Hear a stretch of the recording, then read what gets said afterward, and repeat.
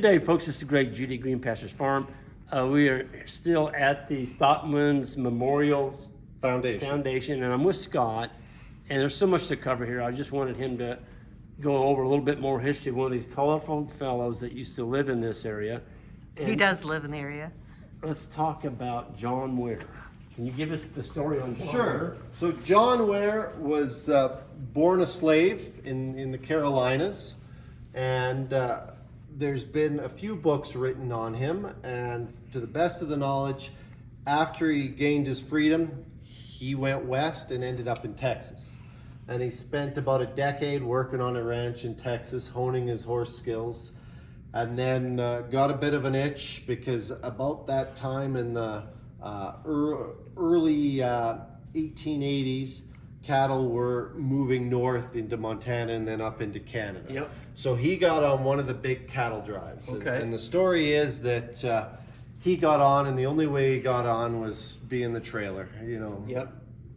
Basically, he was black, and so he got the worst job on the trail. But he was such a good horseman that it didn't take long that he all of a sudden was leading. He was a stout build guy. Oh, he was a huge man, and physically there's some stories of him and what he would do. And Talk about when the horse ran off and went over the cliff with him. so there is a story that kind of a couple stories. One, when he first got on that cattle drive, they were trying to break a rank horse, and nobody could break it, and he hopped on and so he went to the head trail boss and said, I'd like a little worse horse and a little better saddle. That's what he asked for. But yeah, there was one time up, and I think it was on the Old Man River, where they were camped and the river was down below, but it was about a 15-20 foot drop down to the river. And these guys could not control this one horse, and nobody could ride it. So they kind of egged on John to get on. Well, he got on, and the horse took off. It was bucking, but it was running, and it went right for the cliff. And they thought he was going to jump off, but both him and horse go over this cliff and drop down out of sight. So the guys run over to look over the cliff to see what, if he's dead or where he is. There's nothing, and then all of a sudden both him and horse pop out of the water, and he rides the horse up on shore. He stayed on? He stayed on it the whole time. That's a great story. So yeah, and he ended up being one of the prominent early ranchers. After he trailed horses up, he stayed up here. He got a ranch down by the Millerville area, and then ended up moving out east. There's a story, he had his herd and he was going to move it from Millerville out to kind of Brooks area, and he had to move him through Calgary. Well, he wanted to cross the bridge. Well, there was only one bridge in Calgary at the time, and the powers that be said, no way you're running, your cows through the middle of our town. We're a respectable town here. He got up at 4:30 or 5 in the morning, and the cows were all across the bridge and 5 miles down the road before anybody else was up in town and long gone. He just took them. He just took them. That sounds kind of like what we do. Yeah. And then, when he unfortunately, he lived by the sword, died by the sword. A horse stepped in a badger hole one day and toppled on top of him and crushed him. And he died about within 2 weeks of Alberta becoming a province in 1905. And when they had his funeral in Calgary, it was the largest funeral for anyone up until that time in the province. Wow.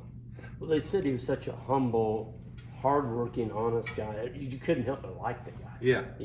I don't care if you act like whatever. He was just that kind of guy that could steal your heart. Yeah. No, he was well respected and knowledgeable, and so good with, he was strong. He was good with animals, horses, cattle.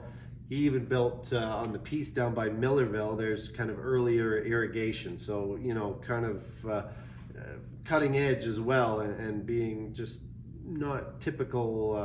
Yeah.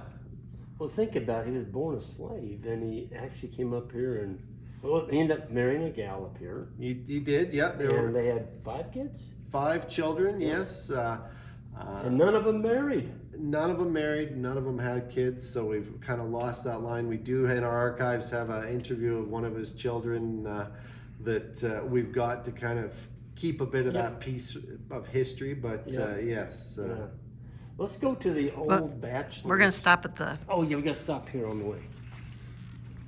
so go ahead. Mention a little bit about your barbed wire collection here. so we've had a couple people donate, and we actually have a lot more barbed wire down in the basement in our collection. But you know, I describe this like the mousetrap. When everybody wants to create a new mousetrap, manufacturing was a little different. So when every town, mostly in the States, not as much in Canada. Are you but, serious about that one? Yeah, would you like the job of Putting cockerel burrs on a piece of wire? Are you kidding me? threading the birds through a piece of wire? I'm sure that job paid well. Yeah. I kind of like this one up here, the woven fence. This one, or this is that a one's great crazy. back scratcher. Yeah. Yeah. So yeah, how many types of? I know in Canada right now there's about one manufacturer of barbed wire, and Oh, that's a mean one right there. That would rip you open if you got your arm caught on Yeah. that. Then there's this one. I mean, it's just unbelievable. Makes you wonder what people set around and how they designed that kind of stuff, you know? But let's go to where we just had to stop by here. Yeah. I was gonna say, if you ever want to study it, there, you know, there's what is it, 214 different types of barbed wire, and That are here. describes the patent. Yeah. Yeah.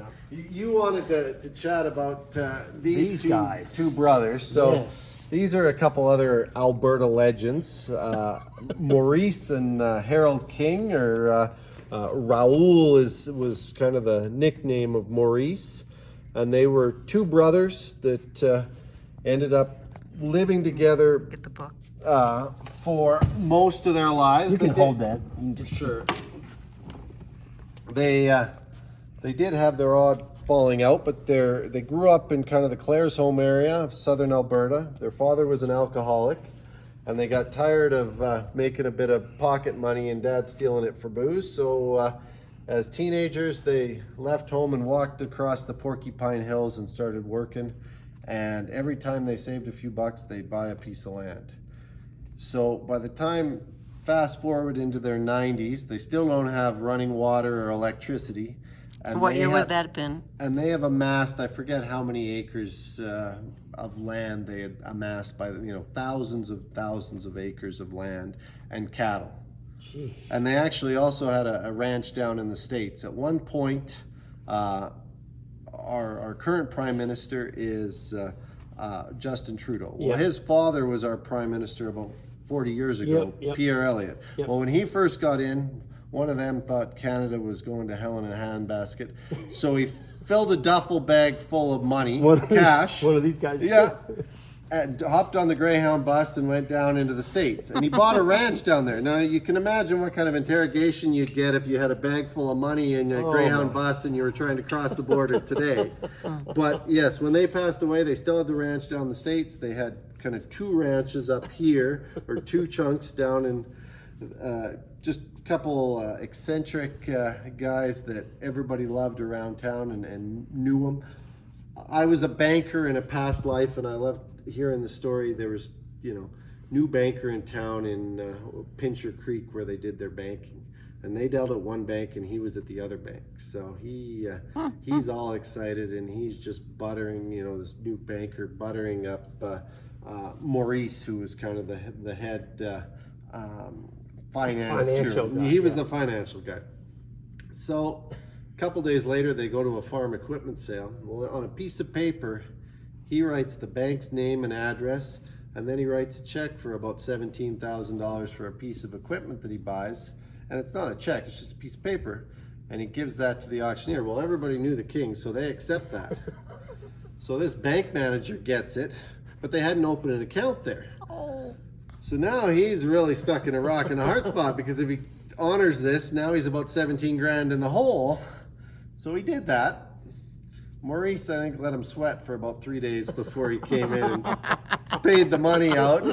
Never dealt at that bank, but yeah, gave the new manager a few sleepless nights. Oh Wrote my. a check for $17,000 on a piece of paper. Yeah. Man, that's crazy.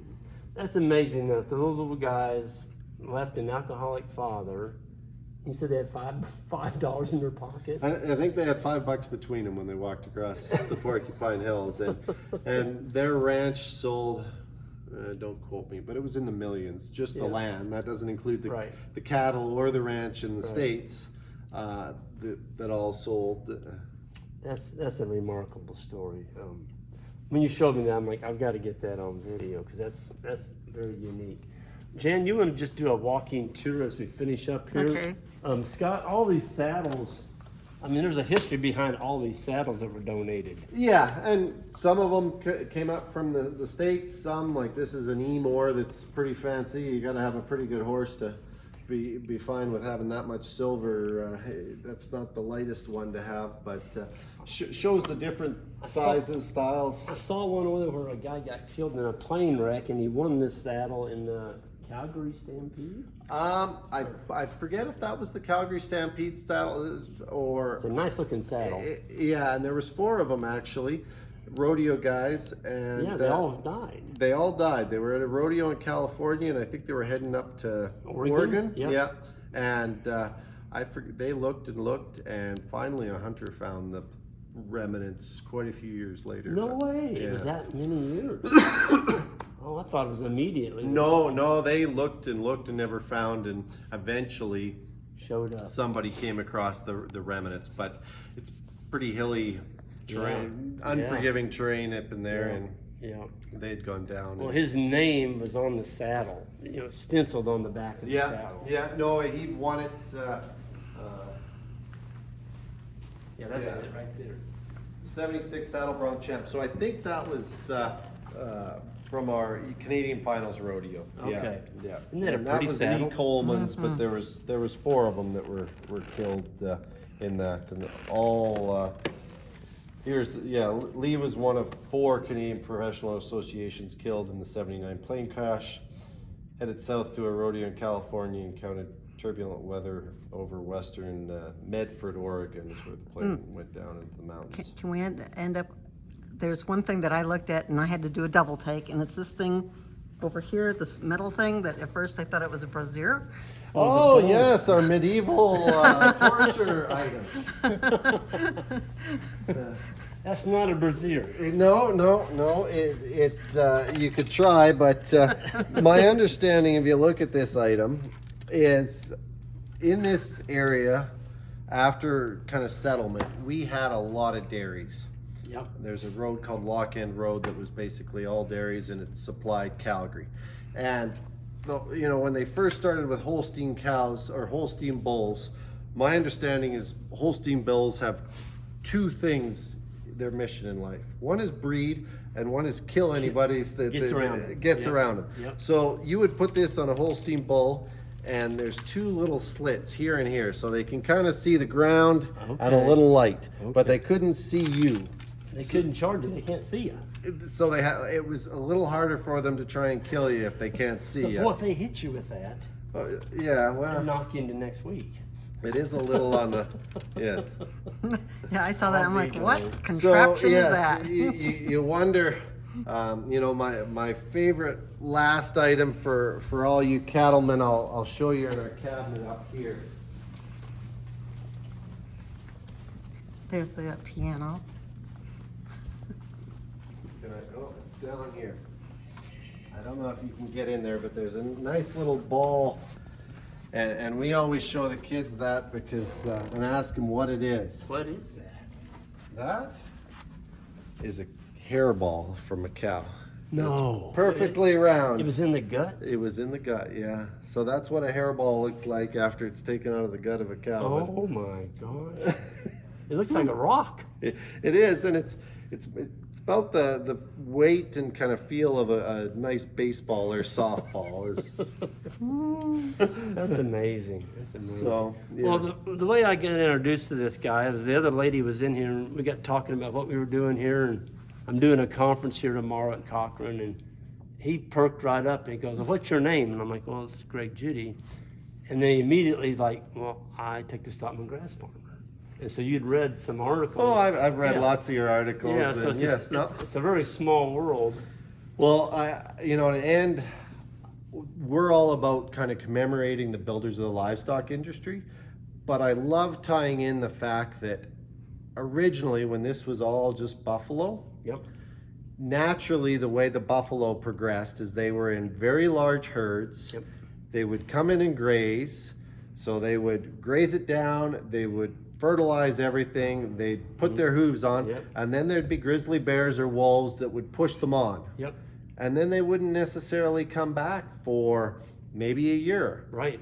Well, the irony that I see today is when I'm trying to create 15 different paddocks of my farm, Right. so that I can mob graze and rotational graze, I'm just mimicking what the buffalo are doing. Exactly, So, exactly. you know, sometimes we think that we're smarter than nature, but Yeah. eventually we figure out how to work with nature to use And that's it its what best. that's what we're all about, Scott. Is working with nature. And when you fight nature, you don't live long enough to conquer her. You don't. She'll whip you. And so we've got to learn to work with her, and that's what we're all about. Scott, thank you so much.